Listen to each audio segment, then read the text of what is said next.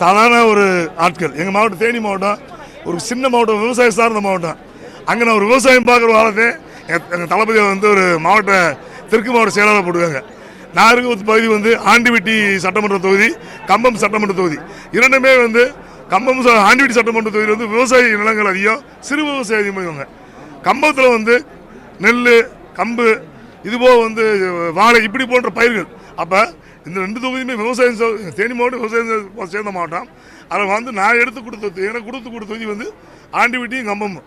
அந்த ரெண்டுமே விவசாயத்துக்கு ரொம்ப முக்கியமான ஒரு மாவட்டம். என் தளபதியார் நீ முதல் மீட்டிங், அதாவது ஃபஸ்ட்டு மாநாடு நடந்துச்சு. அதுக்கடுத்து எல்லாருக்கும் பொதுவான ஒரு தலைவர் அம்பேத்கர் சொல்லி ஒரு சின்ன ஒரு விழாவுக்கு போனாங்க. முதல் முறையாக வெளியே வாட்டாங்க. வெளியே என்ன நடந்துச்சு, பரந்தூர் போனார். பறந்து வருது புற அலற விட்டார் புறத்தின். காரணம் 5000 ஏக்கர் விவசாய நிலங்கள் அழிச்சாங்க. அந்த அழிக்க ரெடியானாங்க. என் தலைவன் முதல் குரலே விவசாய நிலைக்கு தெரிவிச்சு. அதேமாதிரி தேனி மாவட்டத்தில் நாங்கள் பிகில் படத்துக்கு பதிலாக பேனர் வைக்காமல் 2 விவசாயக்காரனை அரைச்சு எங்கள் தளபதியார் என்ன சொல்ல நினைச்சாரோ அதை 5 வருஷமே செஞ்சுட்டோம். நாங்கள் சினிமா படத்துக்கு பேனர் வைக்காமல் செய்யாமல் 2 விவசாயக்காரனை அரைச்சோம். எங்கள் மாவட்டம் விவசாய சார்ந்த மாவட்டம். தொடர்ந்து எங்கள் அண்ணன் எங்கள் ஊரில் அடுத்தடுத்து களத்துக்கு நின்று விவசாய சார்ந்த மக்கள்கிட்டையும் விவசாயிகள்கிட்டையும் அதிகமான நம்பிக்கை விட்டுறாங்க. முழுக்க தேனி மாவட்டத்தில் அனைத்து விவசாய ஓட்டுமே எங்கள் தளபதி எந்த மாட்டம் கிடையாது. 2020 எலெக்ஷனுக்கு இன்னும் 10 மாசம் தான் இருக்கு. மாவட்ட செயலாளராக நியமனம் பண்ணிருக்காங்க. இனி எப்படி ஒர்க் பண்ண போறீங்க? ஏதாவது ஸ்பெசிஃபிக்கா உங்ககிட்ட சொன்னாங்களா? இல்ல, தனிப்பட்ட விஷயம் நிறைய சொல்லியிருக்காங்க. அதை உங்களுக்கு சொல்ல முடியாது. அதை கலப்பணியில் நாங்கள் காட்டுவோம். இதுபோக நீங்க இன்னைக்கு ஒரு விஷயம் சொல்றீங்க. நாங்கள் எங்கள் அகில பொதுச்செயலாளர் பொறுப்பு 15 வருஷமாக கலப்பணி நின்றுருக்கோம். அதை ஆல்ரெடி எங்கள்கிட்ட அனைத்து வார்டுலையும் மன்றம் வச்சுருக்கோம். ஒவ்வொரு வார்டுக்கு மன்றத்துக்கு 25 பேர் போட்டு வச்சுருக்கோம். அப்போ அது ஒரு வார்டு தானே. நாங்கள் 15 வருஷம் முன்னாடி வார்டு வேலையை மாற்றிட்டோம். இன்னும் அடுத்து என்ன செய்யணும்டா, மக்களுக்கு அடுத்தது என்ன செய்ய போகிற தலைமை சொல்லுவாங்க. நிறைய பேர் கலந்து நின்று செய்வோம். இன்னொன்று, மக்கள் வரி அனைத்துமே மக்களுக்கே போய் சேரும். எங்களை பணங்காசு சம்பாதிக்கிற ஆசைலாம் கிடையாது. பணங்காசு சம்பாதிக்க ஆசை தான் வேற ஒரு கட்சிக்கு போயிருப்போம். எங்கள் அண்ணன் அதே மாதிரி தான். பணங்காசு மேலே ஆசை இல்லாமல் 300 கோடி 200 கோடி சம்பளம் சொல்கிறாங்க. வேணாம் தூக்கி போட்டு நம்ம ஏதோ ஒரு இடத்துல உட்கார போகிறோம் வச்சோம். மக்கள் இந்த இடத்துல உட்கார வச்சுட்டாங்க. அந்த மக்கள் நல்லது செய்யணும் வராங்க. உங்களை மாதிரி மீடியாக்கள் அது நல்லதாக கொண்டு போய் சேர்ந்து மக்கள் போய் சேருங்க. அப்படிலாம் இருக்க வாய்ப்பு இல்லை. ஒரு வீட்டில் அண்ணன் 5 பேர் இருக்கான்.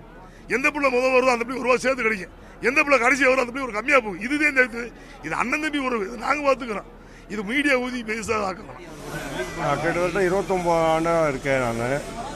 தளபதி அவர்கள் நான் 96 நான் அவருக்காக ரசிக மண்டலத்தில் இருக்கேன், நற்பணி மண்டலத்தில் இருக்கேன், மக்கள் இயக்கத்தில் இருக்கேன். அதுக்கப்புறமா தமிழக வெற்றி கழகத்தில் இருக்கேன். தளபதி அவர்கள் எங்களுடைய மாவட்டத்துக்கு 3 முறை வந்திருக்காங்க. பல்வேறு நலத்திட்ட உதவிகளும் செஞ்சுருக்கோம். இலவச திருமணமும் செஞ்சுருக்கோம். இலவச பள்ளி கட்டிடம் கட்டி கொடுத்துருக்கோம். பொதுச்செயலாளர் இப்போ 2026க்கு இலக்கு தேர்தல் இருக்கு. மாவட்ட செயலாளர் தேர்ந்தெடுப்பு எப்படி இருக்க போகுது? ஏதாவது அட்வைஸ் கொடுத்தாங்களா தலைவர்? கண்டிப்பாக அட்வைஸ் கொடுக்காம இருப்பாருங்களா தளபதி அவர்கள். அவர் என்ன சொல்லியிருக்காரோ அதைப்படி நாங்கள் செயல்பட போகிறோம். எங்கள் மாவட்டத்தில் தேர்தலை எப்படி எதிர்கொள்ள போறீங்க? உங்கள் மக்களுக்கு என்ன பிரச்சனை இருக்கு? எந்த மாதிரி மக்கள்கிட்ட கட்சி எடுத்து சொல்ல போறீங்க? அதாவது இனிமேல் தலைமை சொல்லுவாங்க, அதுபடி தான் நாங்கள் எடுத்து போய் மக்கள்கிட்ட சொல்ல போகிறோம். தளபதிக்காக பணியாற்றிட எங்களுக்கு இந்த வாய்ப்பை கொடுத்ததற்கு தளபதிக்கும் பொதுச் செயலாளருக்கும் என் பணிவான நன்றியை தெரிவித்துக் கொள்கிறேன். தளபதிக்காக என்ன வேலை செய்யும் சொல்லார்களோ நம்ம மாவட்டத்தினுடைய செயலாளர், அது பொறுத்து நாங்கள் கண்டிப்பாக அவர் பின்னாடி நின்று அவர் தளபதி வெற்றிக்காக அவர் பின்னாடி நின்று நாங்கள் ஒத்துழைப்போடு வேலை செய்வோம். சென்னை மாவட்ட தலைமை தமிழக வெற்றி கழகம் இன்று என் தளபதி அவர்கள் இனி கழக பணி ஆற்ற என்னை மாவட்ட செயலராக பணியாற்றி அமைச்சிருக்காரு. மாவட்ட செயலராக எனக்கு நியமனம் பண்ணியிருக்காங்க. கழக தலைவர் அவர்களுக்கும் கழக பொதுச்செயலாளர் அவர்களுக்கும் இந்த நேரத்தில் நான் நன்றி சொல்ல கடமைப்பட்டிருக்கேன். என் வாழ்க்கையிலே மறக்க முடியாத நாள். 33 ஆண்டுகளாக ஒரு தலைவனுக்கு ரசிகனாக இருந்த என்ன இன்றைக்கி ஒரு மாவட்ட செயலராக இருக்கிறாருன்னா அவர் தான் தளபதி. உழைச்சவங்களை யாருமே தளபதி விடலை. நான் இத்தனை வருஷம் உழைப்பு கிடைச்ச அந்த வெற்றியை தான் உண்மையிலே என் மனசார நான் சந்தோஷமாக இன்றைக்கி ஏற்றுக்கிறேன். அதே போல் 2 தொகுதி எனக்கு வழங்கியிருக்காரு.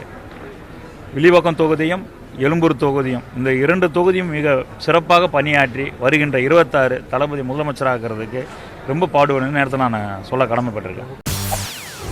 செய்திகளை உடனுக்குடன் தெரிந்து கொள்ள உடனே சப்ஸ்கிரைப் பண்ணுங்க.